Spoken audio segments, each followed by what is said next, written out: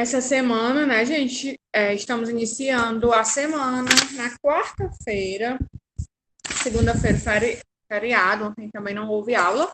E como vocês sabem, né, as provas foram adiadas para a semana que vem. Então, a partir de segunda-feira, dia 19, vamos dar início às provas bimestrais do nosso terceiro bimestre. Né? Aí a gente encerra o nosso terceiro bimestre. Mas vamos lá, né? Desejo a vocês uma boa quarta-feira e vamos para a nossa correção. Na última aula que nós tivemos, na sexta-feira, nós estudamos, gente, sobre a estrutura das palavras, né? A gente viu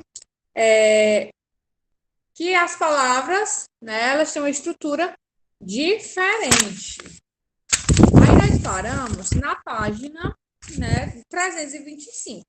Nós estudamos a formação de palavras por derivação, por composição, e vimos também sobre o neologismo, né? Que são a invenção de novas palavras. E agora a gente vai estudar, a gente vai terminar de ler o capítulo e corrigir as 2 páginas que eu passei para vocês fazerem em casa, né? Tudo é em casa. Página 325. Principais casos de emprego do hífen. Abram aí o livro de vocês na página 325.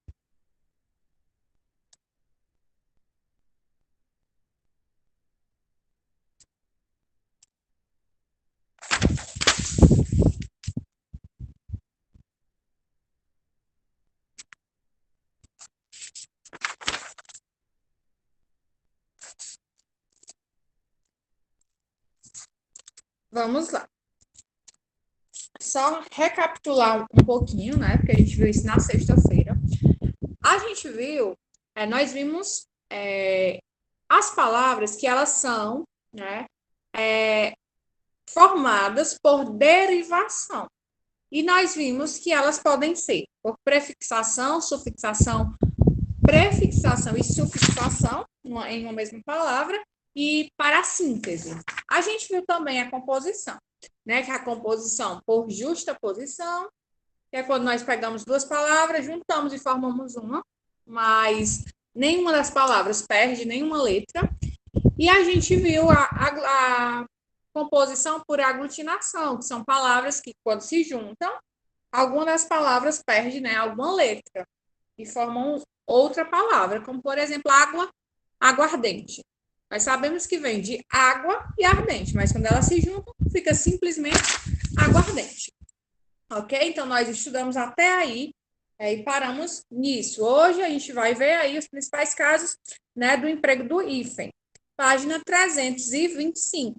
Vamos lá.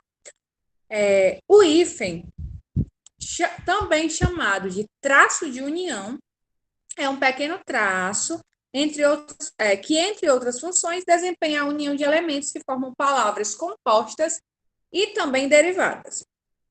Vamos lá ver o hífen, em palavras compostas.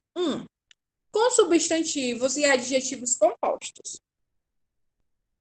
Substantivo, guarda noturno, ministro-chefe, banana prata. Adjetivos, camisa azul clara, clássico latino-americano, acordo franco-espanhol. Observe que, nesses casos, as palavras compostas devem ser entendidas como blocos de sentido. Ou seja, a compreensão não é dada pelo sentido de cada palavra isoladamente, mas pela união do todo. No entanto, cada elemento formador se mantém independente foneticamente, ou seja, todas as palavras que participam da composição permanecem com seu acento tônico.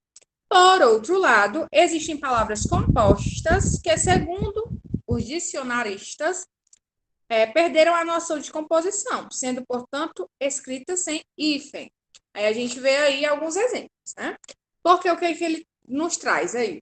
Que as palavras, quando elas são escritas, né, com esse uso do hífen, as palavras não perdem a sua forma habitual. certo?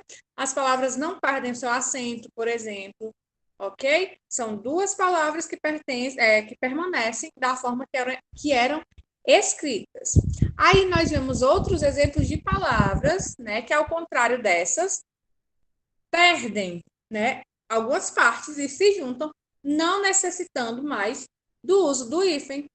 Como tem exemplo aí, pontapé, paraquedas, girassol, bem feito e aguardente.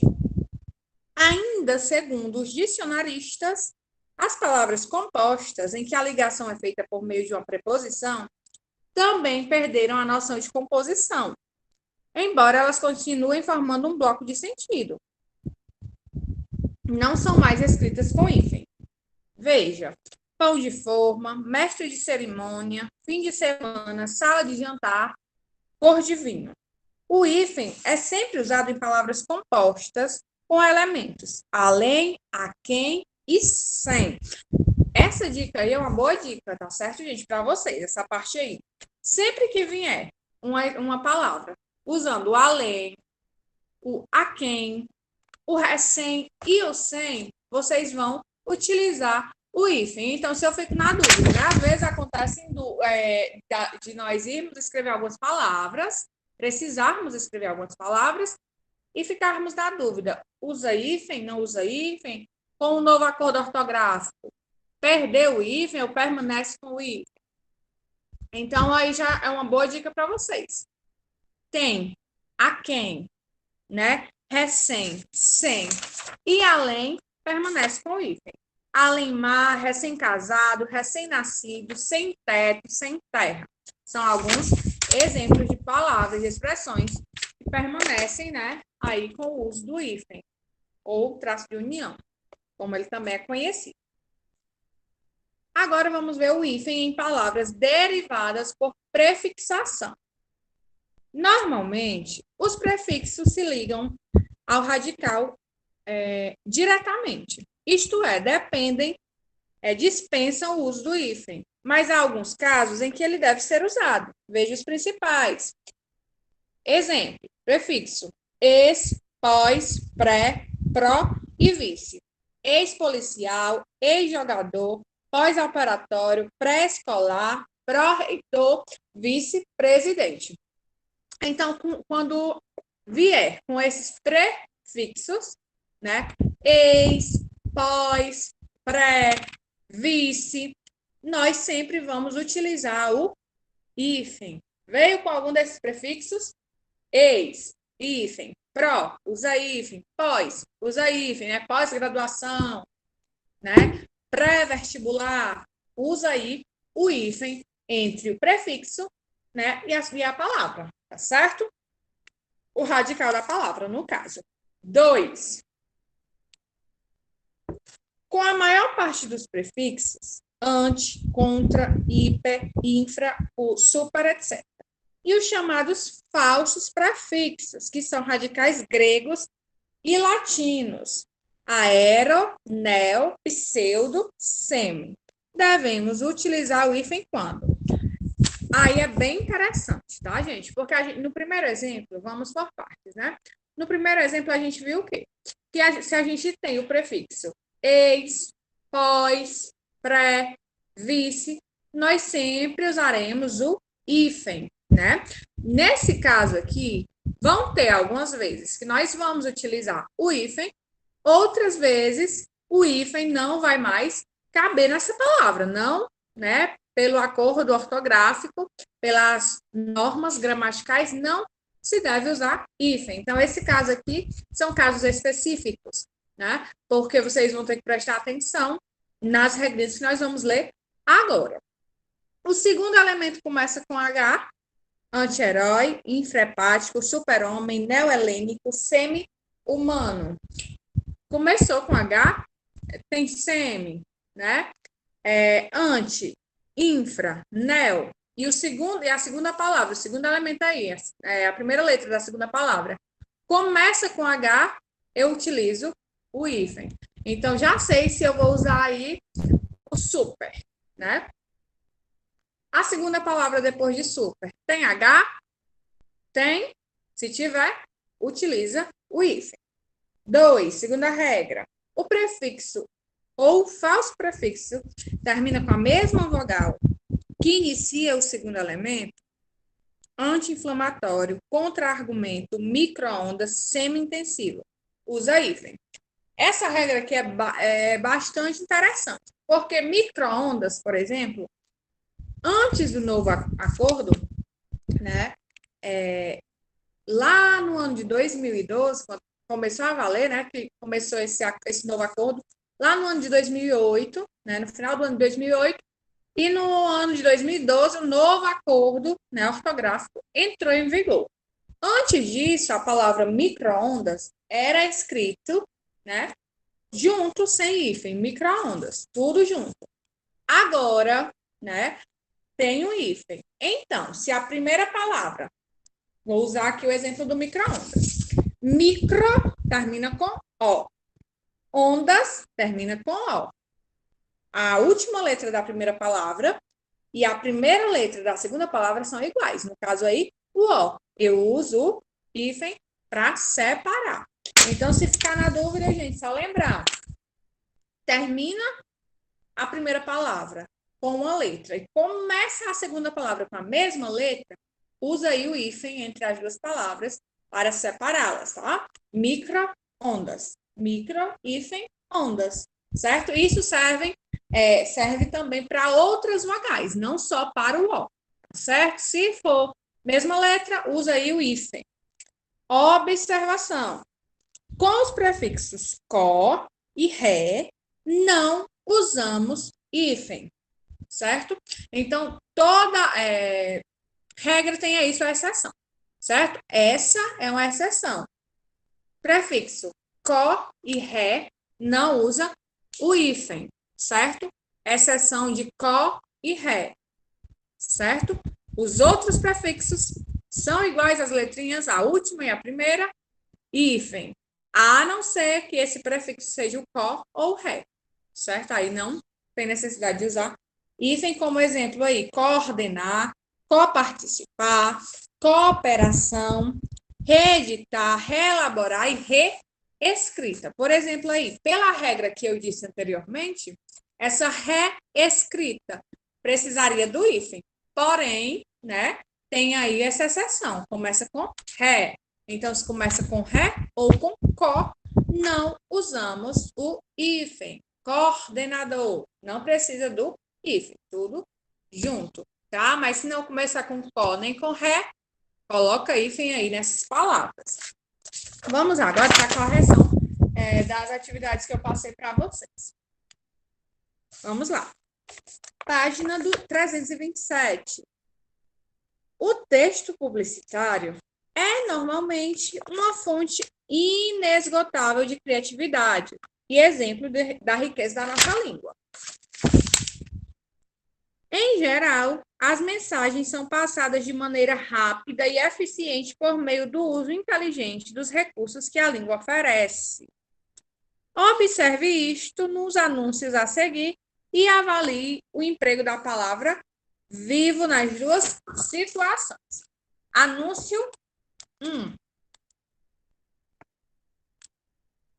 Primeiro anúncio aí. Sou vivo, não uso drogas. Primeiro anúncio. Anúncio 2.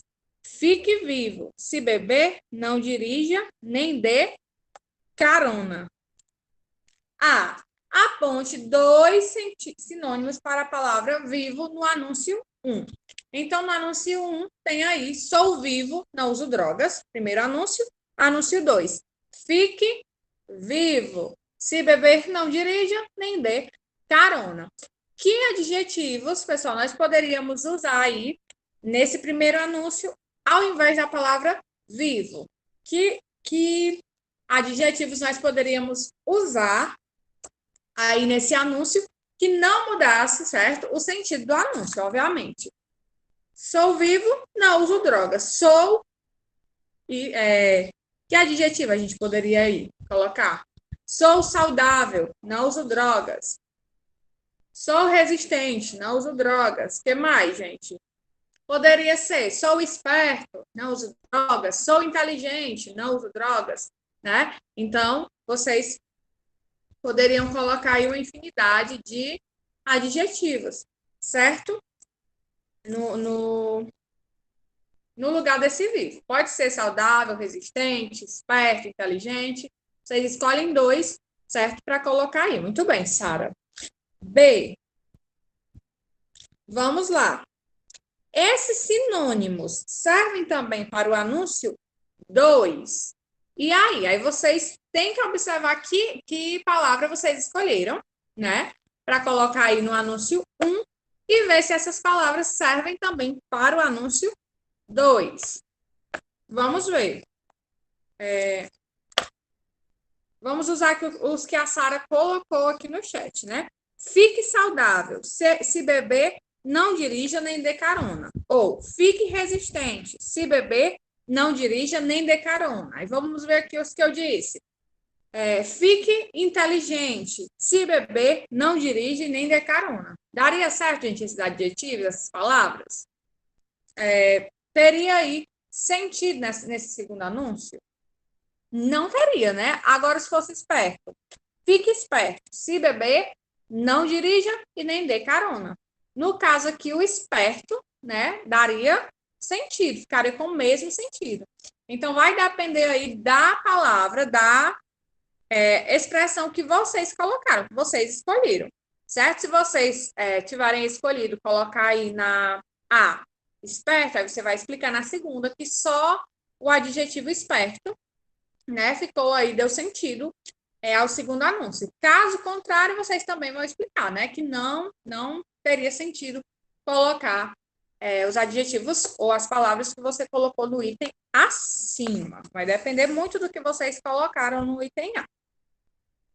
C. Desculpa, gente. C. A frase sou vivo do anúncio 1 deixa implícito um posicionamento a respeito de quem usa drogas. Que posicionamento é esse, gente? Quando ele diz isso, sou vivo, não uso drogas. A frase sou vivo do anúncio 1 deixa implícito um posicionamento. Qual é o posicionamento aí que nós entendemos, né, de quem fez aí esse anúncio? Se ele está dizendo assim, sou vivo, não uso drogas, qual é o posicionamento que ele deixa implícito? Ele acha o quê? Né? Que a pessoa que usa drogas é o quê? Qual isso, a informação que fica implícita aí nesse anúncio? O que é que vocês conseguem observar, o que vocês conseguiram inferir aí desse anúncio, né? Não tem vivendo nenhum posicionamento, né? Como a questão fala, fica implícito. Que quem usa drogas não é alguém que tem muita grande chance de vida, né? Exatamente, que quem usa drogas não é esperto bastante, né? Fica aí algumas coisas subentendidas de acordo com o anúncio, né? De acordo com a pessoa que criou aí esse anúncio, né? Contra o uso de drogas. Aí vamos aí à questão, ao item D. No anúncio 2, a palavra vivo pode ter outro sentido. Qual é? E aí, gente, ele está afirmando isso para a gente, né? Que no anúncio 2, a palavra 2 pode ter outro sentido. Que sentido é esse? Vamos aí, ó. Fique vivo. Se beber, não dirija, nem dê carona. Que outro sentido pode ter aí esse anúncio? Quando ele diz fique vivo, ele quer dizer o quê, gente?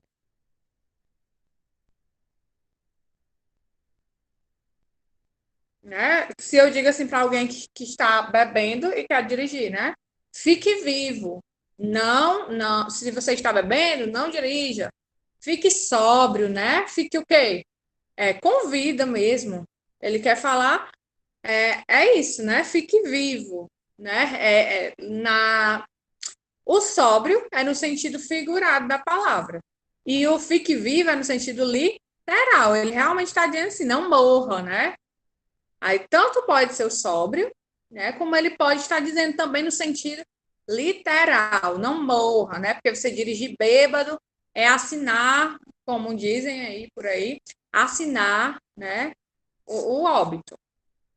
Então, vocês vão explicar de acordo com as palavras de vocês, ok? Sobre o anúncio número 2. Item ainda sobre esses anúncios, para que o sentido da palavra vive no anúncio 2 fique mais claro, podemos substituir o verbo ficar por outros que facilitem essa relação. Aponte 2 desses verbos. E aí, gente, que outros verbos a gente pode usar aí? Porque o verbo é ficar, né? Fique vivo. A gente pode trocar esse verbo ficar por que verbo? Permanecer, né? Permaneça vivo e continue vivo. Muito bom, Sara. Pode ser tanto o verbo permanecer quanto o verbo continuar, né? Permaneça vivo, continue vivo. Ótimo. Muito bom. Podem colocar esses dois verbos se não tiverem colocado outros, tá? Que tenham o mesmo sentido, obviamente. 2. A palavra vivo tem origem no latim. Vivos, que tem vida. Assim, ela é originalmente um adjetivo, pois relaciona a um substantivo, atribuindo-lhe a qualidade de ter vida. Sabendo disso, confronte o seu emprego nesses dois textos ao que ocorre no encarte do CD de Chico César. Chico César, aos vivos. Gente, eu não vou mentir para vocês. Esses nomezinhos brancos aí no meu livro é muito pequenininho, não consigo ler. Mas se vocês conseguirem, por favor, me digam aí, ou digitem aí no chat. Mas o tema do CD, né, é Chico César aos vivos, né? Como se ele estivesse declarando o quê? O CD é para os vivos, aos vivos, certo?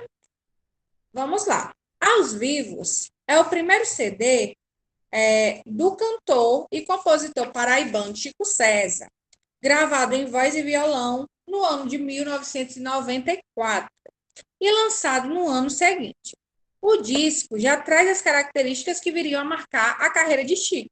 Segundo a crítica, seu canto é afinado e pulsante, possui belas letras românticas e realiza combinações surpreendentes. Nesse encarte, qual é o sentido da palavra vivos? Né? Porque a gente pode perceber aí que ele quis fazer uma brincadeira com a expressão. Né? Por quê? Porque tem muito CD, DVD, que é gravado ao vivo. Né? CD do fulano de tal ao vivo. O dele, no caso, é Chico César aos vivos. O que é que ele quis dizer com isso, gente? Aos vivos. O que é que vocês conseguem entender? Exatamente, todo mundo que habita a Terra, todo mundo que tem vida, né? Todo ser que tem vida, que habita aqui, né, o nosso planeta. Todas as pessoas com vida, certo?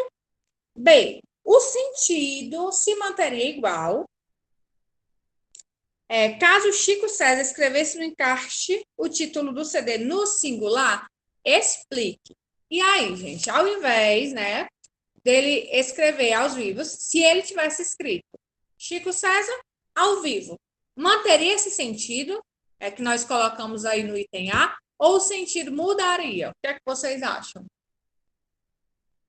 Manteria o sentido sim ou não? Primeiro respondam isso. Né? Se ele tivesse escrito a expressão no singular, manteria o mesmo sentido? Não, né, gente? Aí vocês vão explicar por que não manteria o mesmo sentido.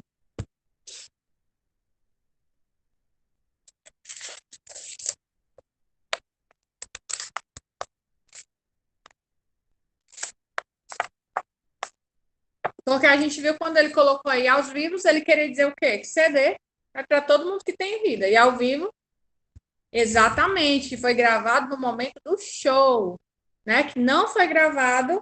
Se ele colocasse Chico César ao vivo, ele queria indicar o quê? Que aquele CD foi gravado, né? Em tempo real, em um show. Porém, né, que não teria sido gravado em estúdio. Então, é isso que vocês vão explicar nessa questão, né? Que não manteria o sentido, certo?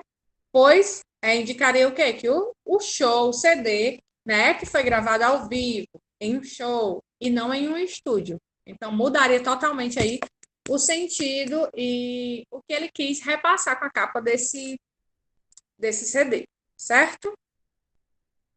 C.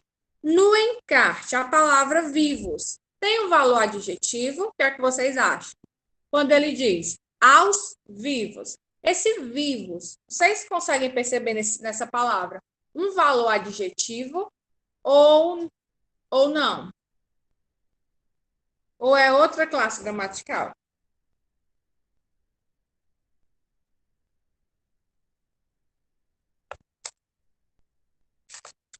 Olha, quando ele diz aos vivos, esses vivos aí, né, querem dizer o quê? Todas as pessoas.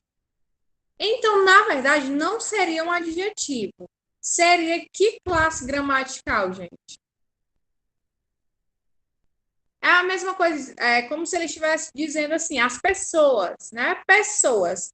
Pertence a que classe gramatical? A gente classifica a palavra pessoas como o quê? E no caso aí vai ser a mesma classificação de vivos nesse encarte de CD. Pensem um pouquinho e me digam. Não é um adjetivo, certo? Não está caracterizando. Seria o quê? Exatamente, Sara. Seria, no caso, um substantivo, certo? Então, vocês vão colocar aí no item C, né? É adjetivo? Não. Ponto. É um substantivo, certo? Nesse caso aí é um substantivo. D. Poderíamos afirmar que a palavra vivos no encarte formou-se por composição. E aí, gente? Vocês acham que essa palavra vivos, levando em consideração, a gente viu o quê? Que é um substantivo. Então, vocês acham que essa palavra aí formou-se por composição? O que é que vocês acham?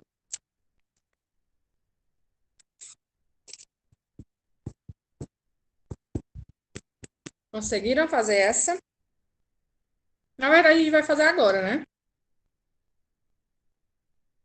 Vocês tinham feito só a 327 e a 328.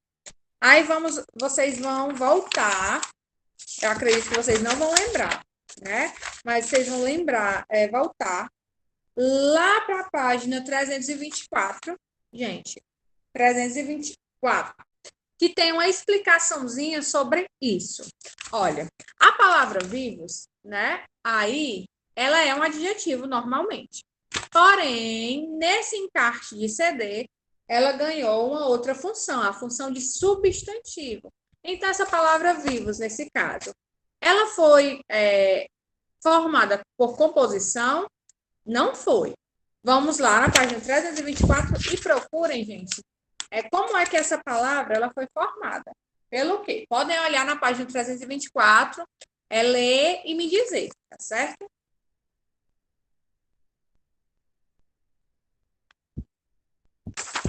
É interessante vocês procurarem, porque, né, não nessa prova de agora, mas vocês vão usar bastante esse conteúdo.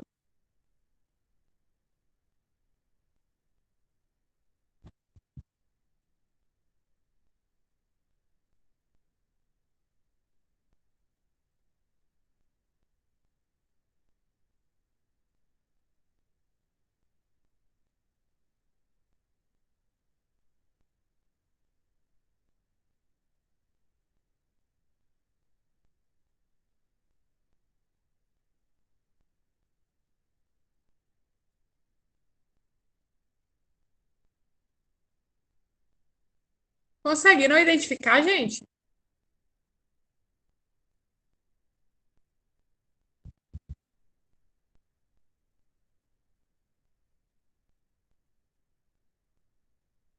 Na verdade, pessoal, quando uma palavra ela originalmente faz parte de uma classificação e em alguns contextos, né, ela muda, a gente diz que ela sofreu uma derivação chamada de derivação imprópria. Por que que é derivação imprópria? Porque aquela palavra, né, naquele contexto, deixou a sua característica normal, usada comumente, né, e passou a ter uma outra classificação. Então, quando acontece isso, a gente chama de derivação imprópria. Então, é isso que vocês vão colocar aí no item D, como até o exemplo que eu dei para vocês na última aula, que eu dei um exemplo com a palavra olhar, né? Que olhar é um verbo, mas na frase o olhar dela é muito bonito. Olhar passa a ser substantivo, então a gente chama isso de derivação imprópria, certo? Quando em algum contexto a palavra deixa o seu sentido usual e passa a ter uma outra classificação. Então vocês vão colocar. Poderíamos afirmar que a palavra vivos formou-se por composição? Vocês vão colocar não, ponto. Na verdade, né, a palavra formou-se por derivação imprópria, né? Porque passou a ter aí um outro sentido, outro sentido não, coloquem outra classificação, fica melhor, ok? Terceira questão. A língua segue uma mecânica própria, uma gramática que internalizamos ainda nos primeiros anos da nossa infância. Essas regras gramaticais são de fácil dedução, porque sempre se repetem. Para entender melhor como isso ocorre, podemos refletir sobre a formação de algumas palavras.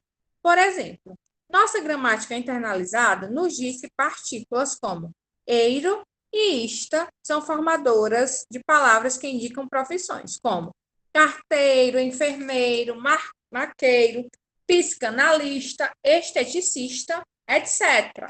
O mesmo acontece com a partícula mente, que, em geral, indica uma noção de modo. Não é necessário consultar uma gramática normativa para sabermos disso.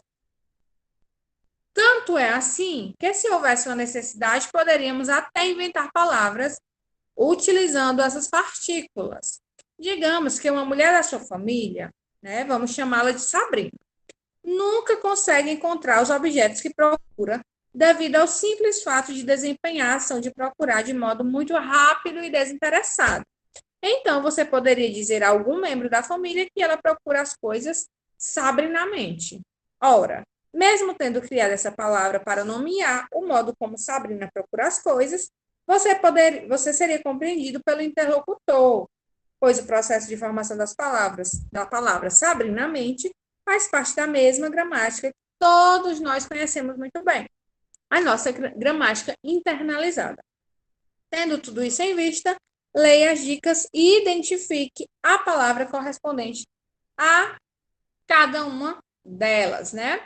Em suma, né, em resumo aí o que é que ele diz? Que algumas coisas não, a maioria das coisas, né, que a gente aprende a falar, a gente aprende nos primeiros anos da nossa infância, nós já aprendemos a falar, né, obviamente, e nós já internalizamos muitas palavras, né, pra gente, para que você, nós, quando a gente foi aprender a falar, nós necessitamos ir para a escola para aprender a falar?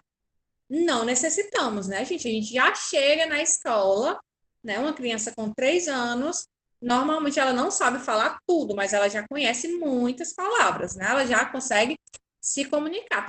Tem criança com 2 anos que já fala muitas palavras. Vai depender aí de cada criança. Então, o que é que ele está dizendo? Que a gente tem até capacidade de inventar palavras e nós sermos entendidos. Aí ele deu todo esse exemplo aí, né, dessa tia, né, fictícia aí com o nome de Sabrina, que a gente pode inventar algumas palavras e as pessoas, mesmo assim, que fazem parte ali do nosso grupo familiar, do nosso ciclo de amizades, pode nos entender. Aí vamos lá. O que não se pode controlar é algo o quê, gente? Aí vocês vão colocar. O que não se pode controlar é o quê? Algo que eu não posso controlar é algo incontrolável, certo? Aí vocês vão fazer isso nas nas outras alternativas, né? O profissional que possui formação em farmácia é a pessoa que defende a superioridade dos homens em relação às mulheres, é? E vocês vão fazer aí essa questão, tá certo? Essas questões, no caso, vocês vão fazer da página 330 em diante, tá certo? Até a página 333, ok? Essa questão bem simples, né, gente? Vamos lá, eu acho que faltam 2 minutinhos para encerrar a aula. Dá tempo a gente fazer essa questão. O profissional que possui formação em farmácia é o quê, gente? É o quê? O profissional que trabalha lá na farmácia, né? Que tem a formação em farmácia, é o farmacêutico. Vocês vão escrever. Simples. A pessoa que defende a superioridade dos homens em relação às mulheres é o quê? Machista. D. O que não é necessário seria o quê?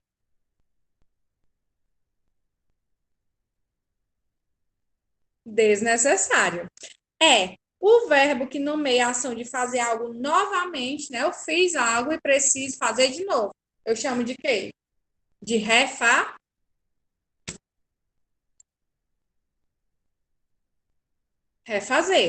O atleta que é 5 vezes campeão de um mesmo torneio é o quê? Alguém que ganha um torneio 5 vezes. Ele é o quê? Ele ganha o mesmo torneio, no caso. O Brasil é o quê, gente? É a seleção brasileira.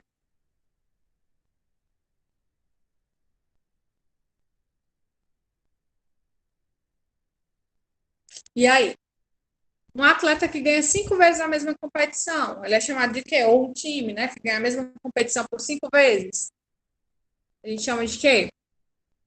E, G, o que acontece de modo inesperado? Aí vocês vão pensar, vão responder esses dois itens, tá certo? E as outras páginas. Coloquem o número de vocês aí no chat, por favor.